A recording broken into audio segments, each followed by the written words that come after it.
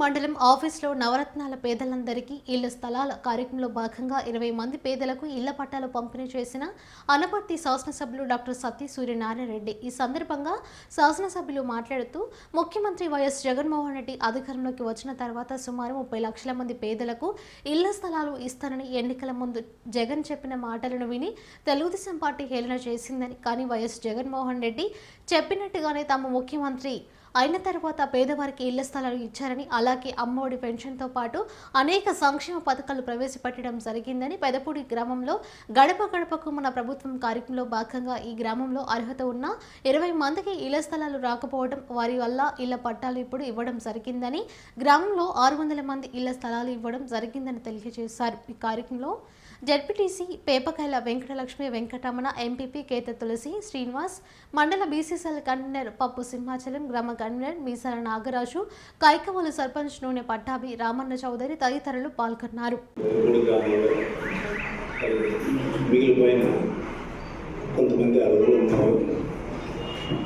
వారికి కూడా పట్టాలు ఇవ్వాలని తీసుకొని ఈ కార్యక్రమాన్ని కూడా చేయడం జరిగింది.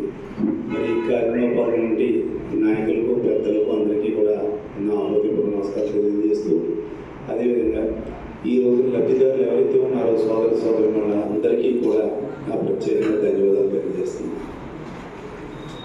జగన్మోహన్ రెడ్డి ముఖ్యమంత్రి అయిన తర్వాత ఎన్నో సంక్షేమ కార్యక్రమాలతో పాటు పేద ప్రజలకు ఇళ్ల పట్టాలు ఇవ్వాలని ఆయన అనుకున్నారు. అధికారంలోకి వస్తే సుమారు 30 లక్షల మంది పేదలకు ఇళ్ల స్థలాలు ఇస్తామన్నారు. ఆ రోజు తెలుగుదేశం పార్టీ ఏంటి, మిగతా వాళ్ళు ఏంటి, అందరూ కూడా తేడా చేశారు. 30 లక్షల మందికి ఇళ్ల స్థలాలు ఇవ్వడం సాధ్యమేనా, ఇదేదో చల్లబలి మాట చెప్తున్నారన్నట్టుగా తేడా చేశారు. కానీ జగన్మోహన్ రెడ్డి ముఖ్యమంత్రి అయిన తర్వాత 30 లక్షల మందికి ఇళ్ల స్థలాలు ఇవ్వడంతో పాటు అనేక సంక్షేమ కార్యక్రమాలు మీ అందరికీ కూడా తెలుసు. ఎవరైతే వెలువడిన తరగతికి సంబంధించిన వాళ్ళలో అర్హత ఉంటే వాళ్ళకు కూడా సంవత్సరానికి 18,700 అమ్మఒడి కింద చదివించుకునే తల్లులకు డబ్బులు. అదేవిధంగా పెన్షన్ గతంలో 65 సంవత్సరాల ఇంటి దగ్గర పెన్షన్ ఇచ్చేవారు. ఈరోజు 60 సంవత్సరాల నిబంధనలకే పెన్షన్ రేపటి నుంచి మళ్ళీ అది 3,000 కూడా చేశారు. అంతేకాకుండా రైతులకైతే రైతు భరోసా అమలు, చేతి ఇన్సూరెన్స్ అమలు, 1-2 పంటలు అన్ని రకాలుగా జగన్మోహన్ రెడ్డి గారు మరి పేద ప్రజలకు సంక్షేమ కార్యక్రమాలు ఇస్తూ, ఇంకా మన పెదపూడి గ్రామంలో నేను గడప గడప తిరిగినప్పుడు కొంతమంది అర్హత ఉన్నా కూడా వాళ్ళకి పట్టాలు రాలేదు. అటువంటి వాళ్ళు సుమారు 21 మంది వరకు ఉన్నారు.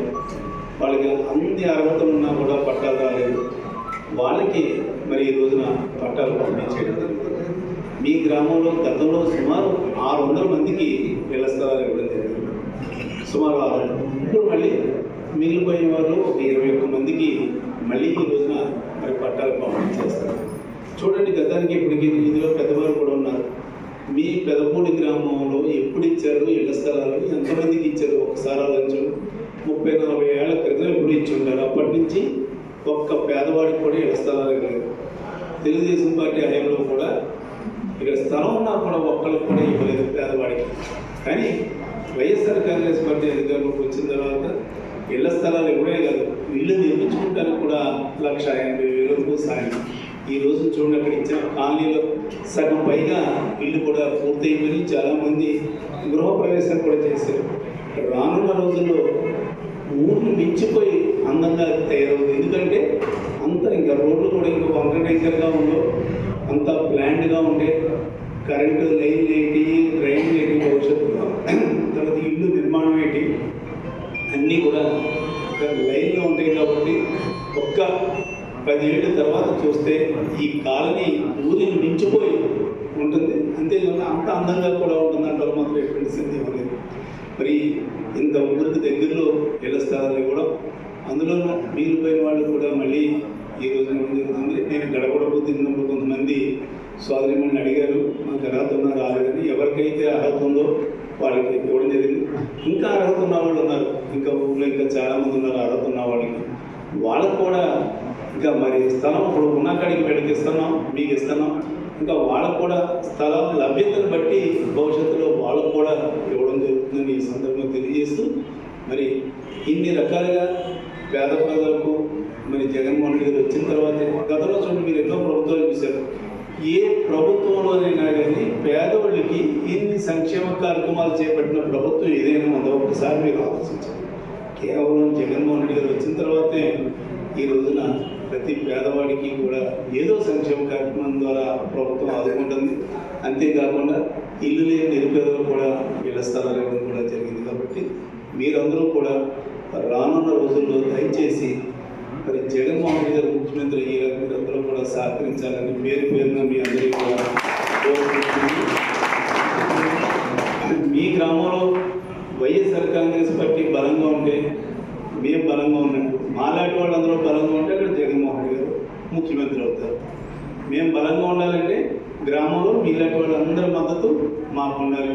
స్థానికంగా మన నాయకులు ఉన్నారు, ఆ నాయకులందరికీ కూడా మీరు సపోర్ట్ ఇచ్చారనుకోండి, వాళ్ళు మాకు బలం, మేము జగన్ గారు బలం.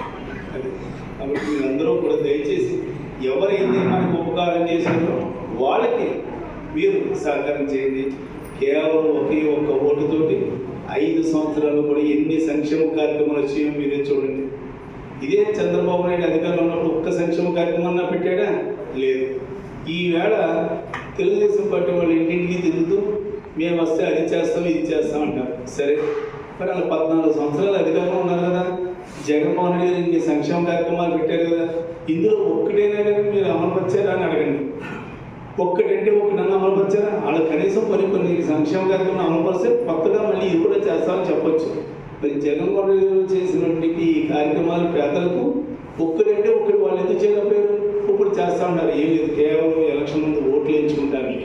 ఓట్లు వేయించుకున్నాక మళ్ళీ 5 ఏళ్ళు మళ్ళీ మీకు మొహం చూపించక్కర్లేదన్న ఉద్దేశంతో వాళ్ళు అబద్ధపు వాగ్దానాలు చేస్తున్నారు. కాబట్టి దయచేసి మీరు ఒకసారి ఆలోచించి రేపు జరగబోయే ఎలక్షన్లో కూడా మీరందరూ కూడా తగిన నిర్ణయం తీసుకుని ఎవరైతే సహకారం చేస్తారో వారికి మీరు సహకారం అందించాల్సిందిగా మిమ్మల్ని అందరినీ కూడా పేరు కోరుతున్నాను.